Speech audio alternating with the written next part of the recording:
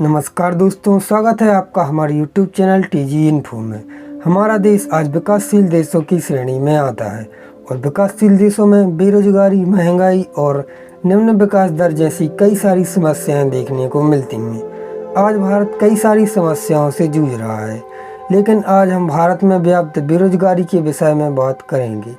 भारत में वर्तमान में अनएम्प्लॉयमेंट रेट 8.32% है, जिसमें लगभग 15 से 75 वर्ष तक के व्यक्तियों को शामिल किया गया है। यदि भारत के केवल युवाओं की बात करें तो 15 से 24 वर्ष तक के युवाओं में यह रेट और भी ज़्यादा बढ़ जाता है, जो लगभग 23.8% के आसपास है। अनएम्प्लॉयमेंट रेट के आंकड़े अलग अलग संस्थाओं द्वारा अलग अलग पैमानों पर प्रकाशित होते रहते हैं। इस कारण से आपको कहीं कहीं पर यह रेट डिफरेंट भी देखने को मिल सकते हैं। यदि आप भी बेरोजगारी दर को निकालना चाहते हैं तो इसके लिए आप देश के बेरोजगार लोगों को कार्यरत लोगों से डिवाइड कर दें और इसका परसेंट निकाल लें। इससे आपको उस क्षेत्र या देश का अनएम्प्लॉयमेंट रेट या बेरोजगारी दर पता चल जाएगी। इस तरह आप इस दर की गणना कर सकते हैं। यह रेट भारत के राज्यों में काफ़ी अलग अलग है। यदि आप तमिलनाडु, झारखंड, बिहार, हरियाणा और कर्नाटक से बिलोंग करते हैं तो आपको बेरोजगारी का सामना दूसरे राज्यों से ज़्यादा करना पड़ेगा, क्योंकि इन राज्यों में अनएम्प्लॉयमेंट रेट 30% से भी ज़्यादा है। जब बेरोजगारी के पीछे छिपे कारणों की बात होती है तो इसके पीछे कई सारे कारण निकलकर सामने आते हैं और बेरोजगारी के विषय पर कई विशेषज्ञों के बीच वाद विवाद भी होता रहता है। तो चलिए जानते हैं आखिर वो कौन से कारण हैं जिनसे भारत में बेरोजगारी बहुत तेज़ी से बढ़ी है। So let's explore. दूसरे देशों पर निर्भरता। आज दुनिया के सभी देश एक दूसरे पर निर्भर हैं। इसी तरह भारत भी अपनी ज़रूरतों को पूरा करने के लिए वस्तुओं को दूसरे देशों से मंगाता है और अपने देश में बनने वाले उत्पादों को दूसरे देशों में एक्सपोर्ट करता है। यदि भारत का केवल 2019 और 20 के विदेशी व्यापार की बात करें तो भारत ने दूसरे देशों में अपने उत्पादों का एक्सपोर्ट करके 313 बिलियन US$ कमाए, जबकि इंपोर्ट के जरिए भारत ने दूसरे देशों से 474 बिलियन डॉलर के उत्पादों को खरीदा। इसका मतलब भारत जितना पैसा विदेशी व्यापार में कमा रहा है उससे कहीं ज़्यादा इंपोर्ट के जरिए गंवा भी रहा है। इस तरह भारत को हर साल विदेशी व्यापार में एवरेज 161 मिलियन डॉलर दूसरे देशों को देने पड़ते हैं, जिससे हमारे विदेशी मुद्रा भंडार पर काफ़ी हद तक प्रभाव पड़ता है। वहीं दूसरी ओर चाइना, अमेरिका और जापान जैसे देशों ने अपने उत्पादों को पूरी दुनिया तक पहुंचाया है और आज ये देश इकोनॉमी में भारत से कहीं ज़्यादा आगे हैं। आपको जानकर आश्चर्य होगा कि भारत अपने कुल व्यापार का 5.3% माल चाइना को बेचता है और बदले में 15% माल चाइना से खरीदता भी है। इस तरह सीधे सीधे हमारे देश की इकोनॉमी का एक बहुत बड़ा भाग विदेशियों के हाथ में चला जाता है और इसके लिए कोई और नहीं बल्कि हम सब जिम्मेदार हैं। यदि हमारे देश में हर चीज़ का उत्पादन लार्ज लेवल पर होने लगे तो बहुत जल्दी हम इकोनॉमी में चाइना को भी पीछे कर सकते हैं और देश के युवाओं को रोजगार के लिए भटकने की भी ज़रूरत नहीं पड़ेगी। इससे देश के युवाओं को रोजगार तो मिलेगा ही, साथ ही साथ वह कई सारे लोगों को भी रोजगार दे सकता है। यदि आप 4 से 5 लोगों को रोजगार दे रहे हैं तो आप एक IAS ऑफिसर से भी बड़ा बन जाते हैं।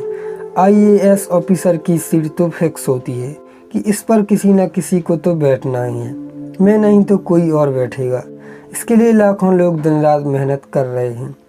लेकिन यदि आप अपने व्यापार से 4 लोगों को रोजगार दे रहे हैं तो आप उस कलेक्टर से भी बड़े बन जाते हैं। कलेक्टर तो केवल खुद के लिए ही रोजगार सुनिश्चित करेगा, लेकिन आप 4 लोगों को रोजगार दे सकेंगे। यदि भारत में बढ़ती बेरोजगारी की दर को कम करना है तो भारत को हर क्षेत्र में निर्माण कार्य को बढ़ावा देना होगा। आत्मनिर्भर भारत ही इस समस्या का समाधान है। इसके लिए हमारा पहला कदम विदेशी वस्तुओं का बहिष्कार एवं स्वदेशी को बढ़ावा देना होना चाहिए। वर्ण व्यवस्था आपको सुनने में अजीब सा जरूर लग रहा हो, लेकिन बेरोजगारी का सबसे बड़ा समाधान है वर्ण व्यवस्था। वैसे तो आज लगभग इस व्यवस्था का अंत हो चुका है, लेकिन प्राचीन काल में इसी व्यवस्था के चलते ही भारत सोने की चिड़िया कहलाता था। इस व्यवस्था में सभी लोगों के कामों का बंटवारा कर दिया गया था। सेना का काम क्षत्रियों को, शिक्षा और धार्मिक अनुष्ठानों का काम ब्राह्मणों को, और इसी तरह कृषि और व्यापारिक कार्यों को शूद्रों और वैश्यों को दिया गया था। इस व्यवस्था की सबसे अच्छी बात यह थी कि मान लो यदि मेरे पिताजी कुम्हार का काम करते हैं, जिसमें मटके और दिए जैसे कई सारी मिट्टी की उपकरण बनाए जाते हैं, तो इसमें यह फिक्स रहता था कि आगे चलकर मैं भी यही काम करूँगा। या मान लो मेरे पिताजी या मेरी जाति का कार्य शिक्षा प्रदान करना है, तो यह 100% फिक्स था कि मैं भी बड़ा होकर एक शिक्षक ही बनूंगा। इस तरह कोई भी व्यक्ति अपने फ्यूचर को लेकर परेशान नहीं रहता था, क्योंकि उसको पहले से ही पता रहता था कि मुझे आगे चलकर क्या करना है। इस तरह वह अपने काम को बड़ी आसानी से भी सीख जाता था। इस व्यवस्था की कई सारे लोगों निंदा भी करते हैं, क्योंकि इसमें निम्न वर्ग की जाति को उतने सम्मान की दृष्टि से नहीं देखा जाता है। लेकिन मैं आपको बता दूं कि जब सभी लोगों को 4 भागों में बांटा गया था, तो उस समय सभी लोगों के कामों को देखते हुए उन्हें डिवाइड किया गया, न कि रैंडमली उन्हें छोटी या बड़ी जातियों में डाल दिया गया। प्राचीन भारतीय समाज में सभी जातियों को एक समान नज़रिए से देखा जाता था, लेकिन भारत में अंग्रेज़ों के आगमन के बाद जानबूझकर उनके द्वारा जातिवाद को बढ़ाया गया। आज सभी देशों में बेरोजगारी व्याप्त है। ऐसा कोई भी देश नहीं है जहां लोग बेरोजगार ना हों। लेकिन मैं दावे के साथ कह सकता हूं कि वर्ण व्यवस्था ही एकमात्र ऐसी व्यवस्था है जो जीरो अनएम्प्लॉयमेंट को क्रिएट कर सकती है, जो आज तक कोई देश नहीं कर पाया। भारत यूं ही 19वीं शताब्दी के पहले 2 सदियों तक भारत का विश्व गुरु ऐसे ही नहीं बना रहा। भारत लगभग 200 से 300 साल तक दुनिया की सबसे बड़ी इकोनॉमी इसी कारण से था। आज यह व्यवस्था पॉसिबल तो नहीं है, और न ही इसके विषय में अब मैं या कोई भी बात करना भी नहीं चाहता है। आज सभी लोग आधुनिकता की चक्की में केवल पिसते ही चले जा रहे हैं। कौशल विकास एवं शिक्षा।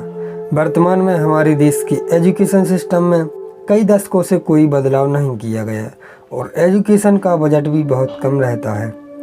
हमारे देश में शिक्षा का स्वरूप ऐसा होना चाहिए जो केवल मार्कशीट या डिग्री से नहीं, बल्कि उस छात्र के कौशल विकास से पहचाना जाए।